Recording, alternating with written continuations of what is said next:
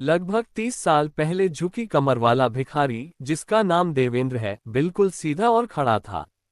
उस समय वह एक नौजवान था जब उसकी शादी हुई ही थी। हालांकि उसके पास कई एकड़ जमीन थी, फिर भी न वह अमीर था और न ही गरीब था। उस समय वह अपनी फसल 5 मील दूर बाजार में ले जाता था और इस कार्य के लिए वह बैलगाड़ी का उपयोग करता और गांव की सड़क धूल भरी थी जिस पर चलकर जाता था। उसका गांव नीचे मैदानी घाटी में स्थित था। हर रात को घर लौटते समय देवेंद्र को एक पीपल के पेड़ के पास से गुजरना होता था जिस पर किसी भूत का वास बताया जाता था। उसे कभी पेड़ पर भूत नहीं मिला था और वह इसमें विश्वास भी नहीं करता था। लेकिन भूत का नाम जो उसे बताया गया था वह सुधीर था, जो कि बहुत पहले एक डाकू था और उसे उसी पेड़ पर उसे फांसी दी गई थी। तब से ही सुधीर का भूत उस पेड़ पर रहता था और अक्सर उन लोगों पर झपट पड़ता था जिन्हें वह पसंद नहीं करता था। कभी कभी उनकी पिटाई भी करता था, तो कभी उनके गले पर कूदकर उनकी पाचन क्रिया गड़बड़ कर देता था। शायद देवेंद्र के बार बार उस पेड़ के नीचे से आने जाने के कारण सुधीर उससे नाराज हो गया था। एक रात को उसने देवेंद्र पर हमला करने का फैसला कर लिया। उसने पेड़ से छलांग लगाई और रास्ता रोककर सड़क के बीचों बीच आकर खड़ा हो गया। और वह चिल्लाकर बोला, तुम अपनी बैलगाड़ी से नीचे उतरो, मैं तुम्हें मारने जा रहा हूं। जाहिर है देवेंद्र सकते में आ गया, लेकिन उसे इसका कोई कारण नजर नहीं आया कि उसे भूत की आज्ञा क्यों चाहिए। मेरा मरने का कोई इरादा नहीं है, उसने जवाब दिया। तुम खुद गाड़ी पर चढ़ जाओ।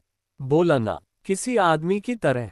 सुधीर चिल्लाया और उछलकर बैलगाड़ी पर देवेंद्र के पास पहुंच गया। लेकिन मुझे इसका कोई एक अच्छा सा कारण बताओ कि मैं क्यों तुम्हारी जान न लूं। देवेंद्र बोला, अगर तुमने मुझे मार दिया तो बाद में बहुत पछताओगे। मैं एक गरीब आदमी हूं और मेरी एक पत्नी है जिसका केवल मैं ही एक सहारा हूं। तुम्हारे गरीब होने से इसका कोई संबंध नहीं है, सुधीर ने कहा। ठीक है, तो मुझे तुम अमीर बना दो, अगर तुम बना सकते हो तो तुम क्या समझते हो कि मेरे पास तुम्हें अमीर बनाने की शक्ति नहीं है? मैं तुम्हें मुझे अमीर बनाने की चुनौती देता हूं, देवेंद्र ने कहा। तो फिर ठीक है, चलते रहो, सुधीर चिल्लाया। मैं तुम्हारे साथ तुम्हारे घर पर चल रहा हूं। देवेंद्र ने बैलगाड़ी को गांव की तरफ बढ़ा दी। सुधीर पीछे बैठा हुआ था। सुधीर ने कहा, मैंने ऐसी व्यवस्था की है कि अन्य कोई भी नहीं, केवल तुम मुझे देख सकोगे, और दूसरी बात, मुझे हर रात तुम्हारे पास सोना होगा और किसी को इसका पता नहीं लगना चाहिए।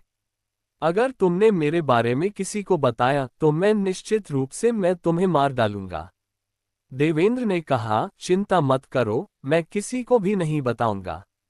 ठीक है, आगे सुधीर ने कहा, मैं तुम्हारे साथ रहने का इंतजार कर रहा हूं। वहां पेड़ पर रहते हुए मैं अकेलापन महसूस कर रहा था। तो इस प्रकार सुधीर देवेंद्र के साथ रहने उसका घर आ गया और वे हर रात एक दूसरे के साथ सोने लगे और उनमें बहुत अच्छी पट भी रही थी। सुधीर उतना ही अच्छा था जितने उसके शब्द थे और कल्पनीय व अकल्पनीय दोनों स्रोतों से पैसा बरसने लगा। जब तक देवेंद्र इस स्थिति में नहीं पहुंच गया कि वह और जमीन तथा मवेशी खरीद सके। किसी को भी उसके सुधीर के साथ सहयोग के बारे में पता नहीं था। हालांकि स्वाभाविक है, उसके मित्र और रिश्तेदार जरूर आश्चर्य करते थे कि इतना धना कहां से रहा है। इस समय के दौरान देवेंद्र की पत्नी रात को लगातार उसकी अनुपस्थिति से चिंतित थी। पहले तो देवेंद्र अपनी पत्नी को बताया था कि उसकी तबीयत ठीक नहीं है, इसलिए वह बरामदे में सोएगा। फिर उसने ये कह दिया कि रात को कोई उसकी गाय चुराने की कोशिश कर रहा था, इसलिए उसे उनकी रखवाली करनी होगी। इसलिए इसके बाद सुधीर और वह भूत गायों के बारे में सोए। देवेंद्र की पत्नी रात को अक्सर उसकी जासूसी करती थी, लेकिन हर बार उसने उसे हमेशा गायों के बीच में सोते हुए ही पाया, और वह भी अकेले। उसके इस अजीब व्यवहार को समझ पाने में असमर्थ रहने पर उसने यह बात अपने माता पिता को बताई।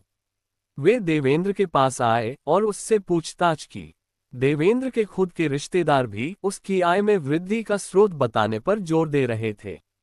एक दिन चाचा चाचियां और दूर के चचेरे भाई सब ये जानने के लिए उसके घर आ धमके कि यह सब पैसा कहां से रहा है। देवेंद्र बोला, क्या आप लोग चाहते हैं कि मैं मर जाऊं? अपना धैर्य खोते हुए देवेंद्र ने कहा, अगर मैं अपनी दौलत का कारण आपको बताता हूं तो मैं सब कुछ खो दूंगा। लेकिन उन लोगों ने इसे एक चालाकी भरा बहाना माना और उसका मजाक उड़ाया, क्योंकि उन्हें शक था कि वह इस सारे पैसे को अपने पास ही रखना चाहता है और हम सब परिवार वालों की कोई मदद नहीं करना चाहता है। अंत में वह सब लोगों की मांगों से इतना तंग आ चुका था कि उसने सारी सच्चाई उगल दी। उन लोगों ने इस सच्चाई पर भी विश्वास नहीं किया, लेकिन इससे उन्हें बातें करने का एक विषय मिल गया था और वे कुछ समय के लिए चुप हो गए और चले गए। लेकिन उस रात को सुधीर गायों के बारे में सोने नहीं आया।